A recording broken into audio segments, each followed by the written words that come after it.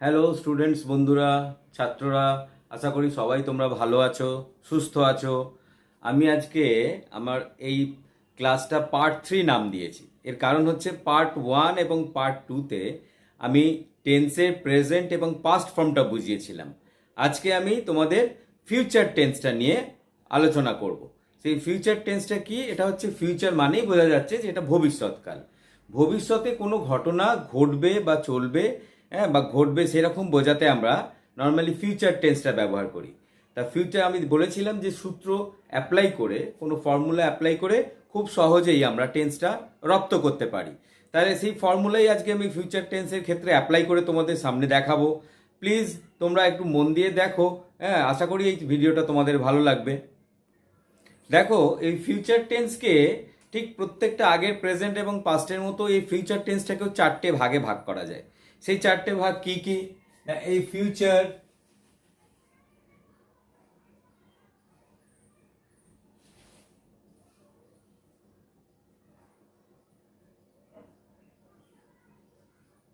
Future tense,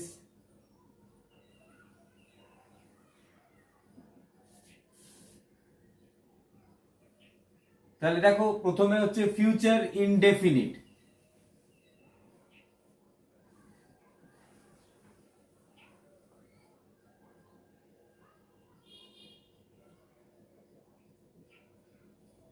future indefinite tense. তারপরে কি? এটাকে সিম্পল বলা হয়।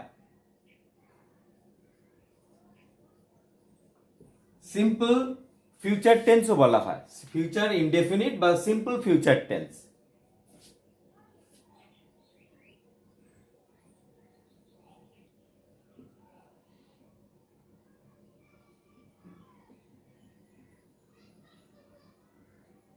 তারপরে হচ্ছে ফিউচার কন্টিনিউয়াস টেন্স।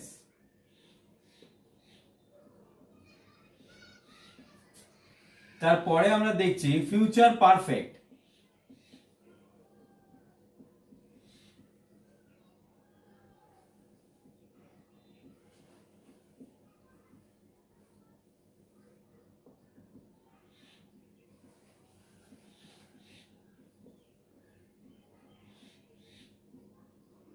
আর লাস্টলি যেটা, তাহলে ফিউচার ইনডেফিনিট টেন্স বা simple future tense, future continuous tense, future perfect tense, আর future perfect continuous tense.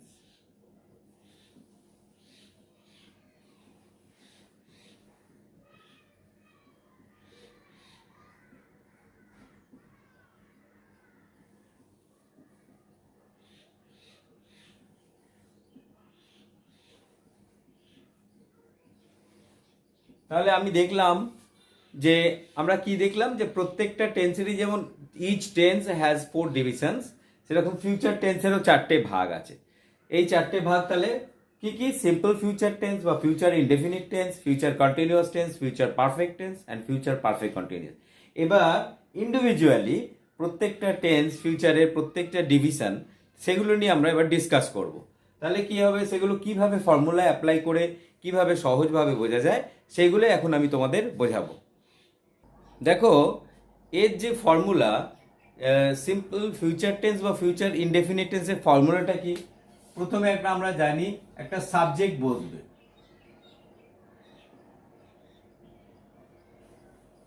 Subject বসবে প্লাস কি হবে? ফিউচার টেন্সের ক্ষেত্রে একটা সাবজেক্ট হবে, প্লাস হবে কি? অক্সিলারি ভার্বগুলো বসবে। আগে আমরা যে প্রেজেন্টের ক্ষেত্রে, পাস্টের ক্ষেত্রে যে অক্সিলারি ভার্বগুলো বসিয়েছিলাম, এখানেও সেরকম অক্সিলারি ভার্বগুলো বসবে। সেটা হচ্ছে কি? শ্যাল অথবা উইল। কোনো কোনো জায়গায় শ্যাল বসানো হয়, কোনো কোনো ক্ষেত্রে উইল বসে। সেগুলো আমি যখন এক্সাম্পলগুলো দেখাবো তখন ওগুলো ক্লিয়ার হয়ে যাবে। তারপরে কি হয়? প্লাস ভার্ব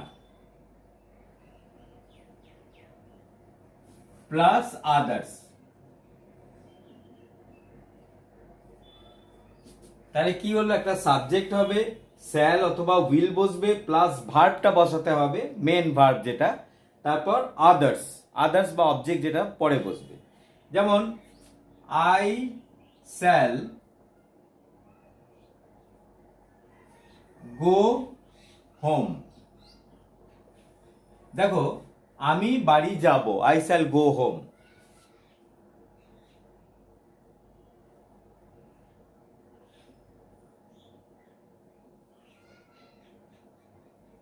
আমি বাড়ি যাব। তাহলে কি বলেছি আমি ফর্মুলা, দেখো ফর্মুলায় যদি আমি অ্যাপ্লাই করি বা ফেলি, তাহলে আই হচ্ছে এখানে সাবজেক্ট, বলেছি স্যাল অথবা উইলের যে কোনো একটা অক্সিলারি ভার্ব এখানে বসাতে হয়। তাহলে এখানে আই এর ক্ষেত্রে নর্মালি স্যালই বসে, তাহলে আই একটা স্যাল, এই যে স্যাল বসলো, প্লাস কি বলেছিলাম ভার্ব, মেন ভার্ব। এই গো হচ্ছে এখানে মেন ভার্ব, হোম হচ্ছে আদার্স বা অবজেক্টের মধ্যে পড়ে গেল, এটা ভার্ব হলো, আর এটা হচ্ছে অক্সিলারি ভার্ব, ওভি অক্সিলারি ভার্ব বা সাহায্যকারী হেল্পিং ভার্ব। তাহলে কি আই শ্যাল গো হোম, তাহলে আমি বাড়ি যাব। নর্মালি কি হয় বা ফিউচার টেন্সের ক্ষেত্রে ব বে বা, হ্যাঁ, যাবো, করবো, খেলবো, করবে, ঘুমাবে, খেলবে, এরকম।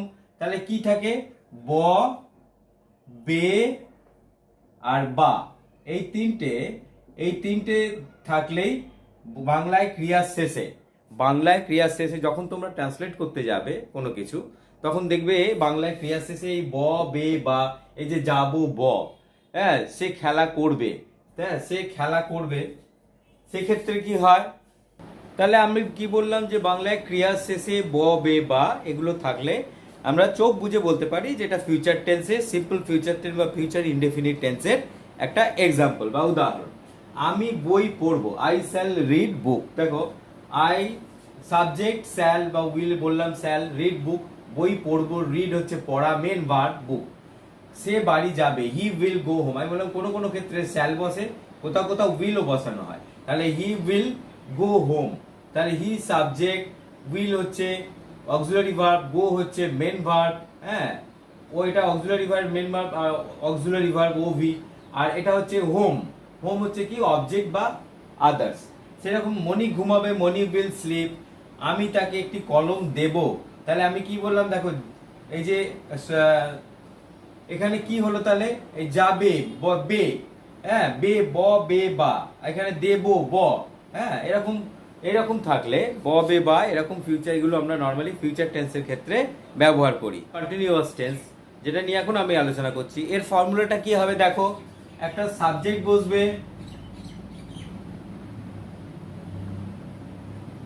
সাবজেক্ট প্লাস কি হবে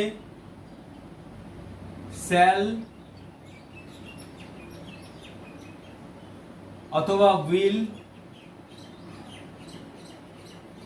তারপরে প্লাস কি হবে এখানে একটা বি ভার্ব বসবে, প্লাস কি হবে ভার্ব বসবে, মেন ভার্ব যেটা,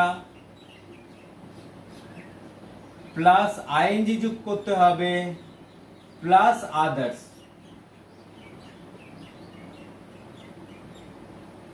তাহলে কি হলো, সাবজেক্ট শ্যাল উইল, বি বসবে, ভার্ব হবে, তার সঙ্গে আইএনজি যোগ করতে হবে এবং others.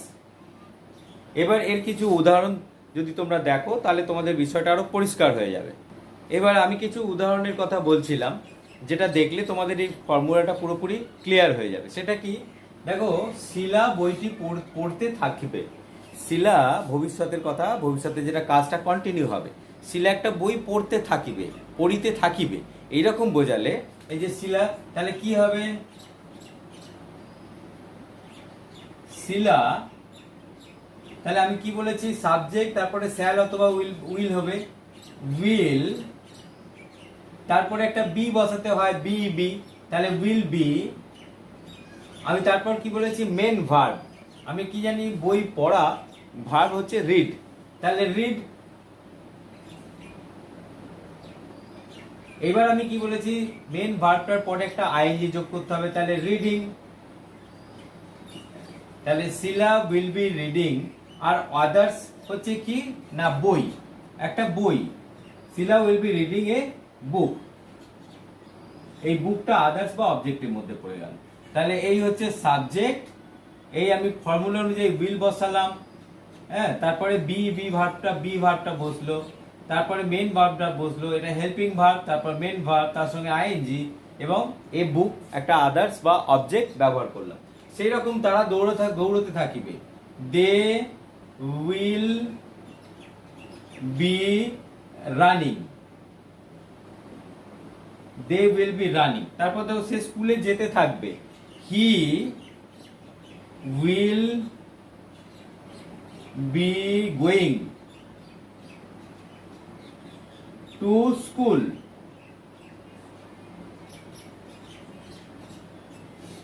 They will be going to school, সে স্কুলে যেতে থাকবে, he will be going to school. আমি নাচ দেখতে থাকিব, তাহলে I shall be seeing the dance. তাহলে আমরা দেখলাম ফর্মুলা অনুযায়ী shall will be verb, main verb, ING, others. তাহলে ফিউচার কন্টিনিউয়াস টেন্সটা আশা করছি যে তোমাদের কাছে অনেকটা ক্লিয়ার হলো। তাহলে ফিউচার কন্টিনিউয়াস টেন্সের ফর্মুলাটা এইভাবে আমরা অ্যাপ্লাই করতে পারি। নেক্সট আমি চলে যাব কি ফিউচার পারফেক্ট টেন্স, কারণ প্রত্যেকটার 4টে করে ভাগ আছে, সেই ভাগগুলো আমি একে একে পরপর স্টেপ বাই স্টেপ তোমাদের বোঝানোর চেষ্টা করছি। হ্যাঁ, এবার দেখো ফিউচার পারফেক্টে কি ফর্মুলা অ্যাপ্লাই হয় এবং কিভাবে ওটা করতে হয়।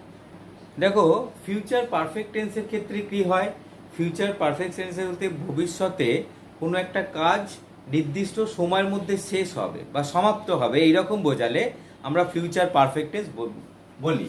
তাহলে কি হয় না, ভবিষ্যতে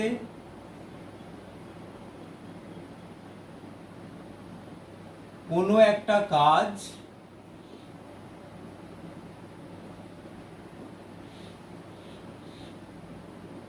একটি নির্দিষ্ট সময়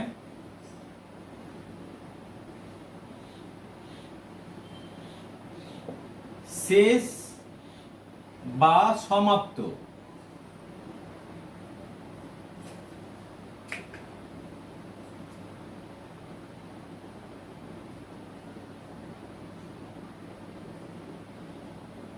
সমাপ্ত হবে, ভবিষ্যতে কোনো একটা কাজ একটা নির্দিষ্ট সময় শেষ হবে বা সমাপ্ত হবে বোঝাতে কি হয় না, এই ফিউচার পারফেক্ট টেন্স ব্যবহার করা হয়। একটা নির্দিষ্ট সময়, ভবিষ্যতের একটা নির্দিষ্ট সময় কাজটা শেষ হবে, এইরকম বোঝাতে ফিউচার পারফেক্ট টেন্স। এর ফর্মুলাটা কি, এবার আমরা এর ফর্মুলাটা দেখব। সেটা কি, ধরো একটা সাবজেক্ট, দেখো তাহলে এই যে উদাহরণগুলো দেখলে আমাদের কাছে আরো পরিষ্কার হয়ে যাবে ফর্মুলাটা। সেটা কি না, he will have finish the work by next week. আমি বললাম যে ফর্মুলা যে সে তার কাজটা নেক্সট উইকে শেষ করে ফেলবে। আবার একটা দেখো, the promoter will have completed their work, হ্যাঁ completed their work by tomorrow. Promoter আগামীকালের মধ্যে তাদের কাজ কমপ্লিট করে ফেলবে। তাহলে এইগুলোর ক্ষেত্রে দেখো ফর্মুলা কিভাবে অ্যাপ্লাই হলো, যেমন সাবজেক্ট বসলো, উইল বসলো, আমি বলেছি তারপর একটা হ্যাভ বসে, তারপর V3 form, past participle form of verb, finished, হ্যাঁ ফিনিশড হলো, ইডি যোগ হলো, finished the work by next week. তারপর এটা the work by next week, এটা পুরোটাই আদার্স বা অবজেক্টে চলে গেল। দি প্রমোটার সাবজেক্ট, উইল বসলো, একটা হ্যাভ বসানো হলো, completed. Third form V3 form, এটা V3 ফর্ম বসলো। দেয়ার ওয়ার্ক বাই টুমরো, এটা অবজেক্টের মধ্যে চলে গেল। তাহলে আমরা দেখছি যে ফিউচার পারফেক্ট টেন্স কিভাবে ইউজ করতে পারছি ফর্মুলা অ্যাপ্লাই করে। আবার দেখো আরও একটা ক্ষেত্রে আমরা ফিউচার পারফেক্ট টেন্স ব্যবহার করতে পারি, সেটা হচ্ছে ভবিষ্যতে কোনো একটা কাজ শেষ হওয়ার আগে আর একটা কাজ হয়তো শেষ হয়ে যাবে, এইরকম যদি বোঝায় সেক্ষেত্রেও আমরা ফিউচার পারফেক্ট টেন্স ব্যবহার করতে পারি। তাহলে কি, ভবিষ্যতে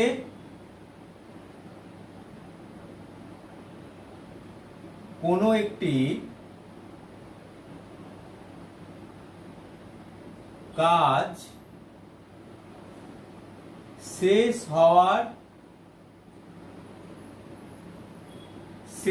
হবার পূর্বে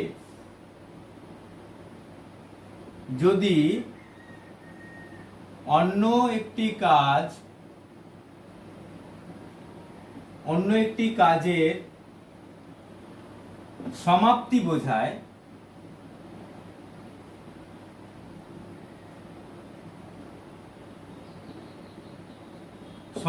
বোঝায়, সেক্ষেত্রেও আমরা ফিউচার পারফেক্ট টেন্স ব্যবহার করতে পারি। ভবিষ্যতে কোনো একটা কাজ শেষ হওয়ার আগে আর একটা কাজ হয়তো শেষ হয়ে এরকম বোঝাচ্ছে, সেই ক্ষেত্রে আমরা ফিউচার পারফেক্ট টেন্স ব্যবহার করতে হবে। তার এক্সাম্পল দেখো, সেই এক্সাম্পলগুলো দেখলেও অনেকটা পরিষ্কার হবে তোমাদের কাছে। তাহলে এই ক্ষেত্রে কি হচ্ছে দেখো, তুমি আসার আগে আমি লিখে ফেলবো। আমি কি বললাম যে ভবিষ্যতে দুটো কাজ, যার মধ্যে একটা কাজ আগে শেষ হয়ে যাবে, দুটো ঘটনা, অন্যটা শেষ হওয়ার আগে এটা শেষ হয়ে যাবে। তুমি আসার আগে আমি লিখে ফেলবো, I shall have written before you কাম।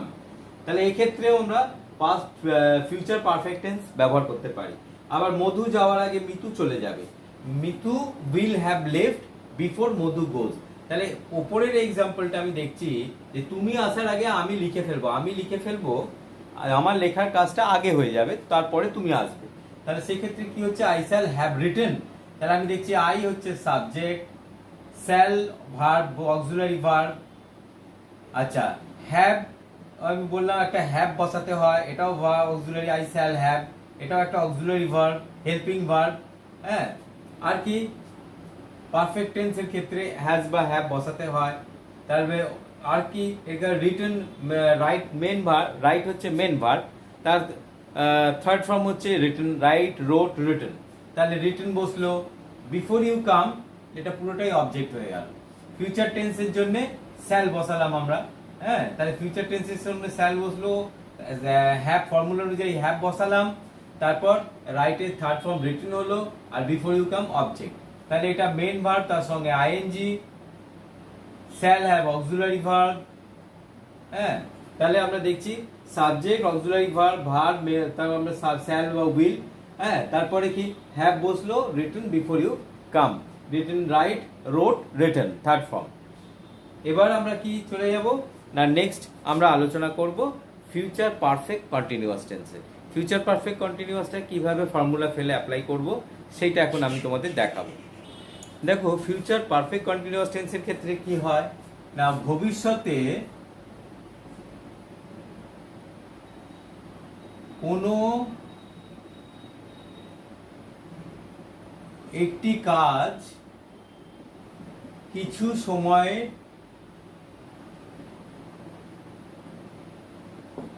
সময় ধরে চলবে এবং তারপর সমাপ্ত হবে,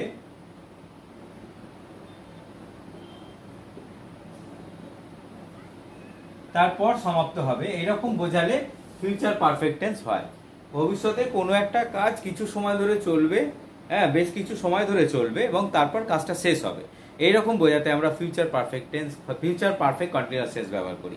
তা ফিউচার পারফেক্ট কন্টিনিউয়াস টেন্সের ফর্মুলাটা কি, কিভাবে আমরা করব, এবার চলো দেখি আমরা সেইভাবে ফর্মুলাটা অ্যাপ্লাই করি। ফিউচার পারফেক্ট কন্টিনিউয়াস টেন্সের ফর্মুলাটা কি হয়, একটা সাবজেক্ট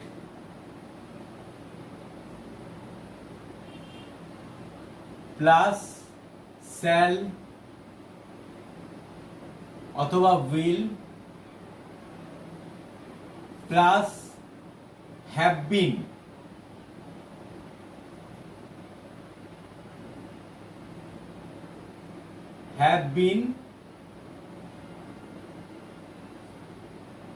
অথবা কি হয় main verb plus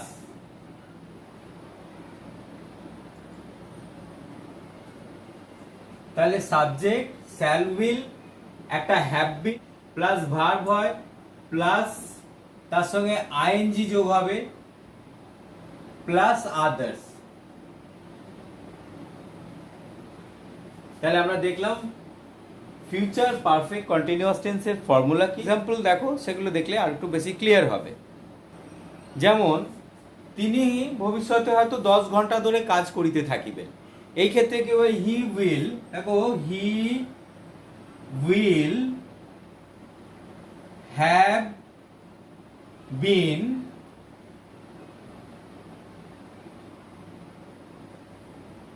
working for 20 hours। তাহলে আমরা কি দেখছি না, he will have been working for 20 years। তাহলে 20 years, হ্যাঁ 20 hours, সরি 20 hours। তাহলে সাবজেক্ট, শ্যাল, উইল, সাবজেক্ট বসলো, সাবজেক্ট এখানে শ্যাল উইলের মধ্যে উইল বসলো, হ্যাভ বসলো, হ্যাভ বিন, এখানে একটা এক্সট্রা বিন যোগ করতে হয়, হ্যাভ বিন বসালাম, হ্যাভ বিন বসলো। ওয়ার্ক হচ্ছে মেন ভার্ব, তার সঙ্গে আইএনজি যোগ হলো, ওয়ার্কিং ফর 20 আওয়ার্স, এটা অবজেক্ট বা আদার্স এর মধ্যে চলে গেল। তাহলে he will have been working for 20 hours, সে 20 ঘন্টা ধরে কাজ করিতে থাকিবেন, হ্যাঁ, ভবিষ্যতে। তাহলে ফিউচার পারফেক্ট কন্টিনিউয়াস টেন্সটা এইভাবে বোঝানো হয়।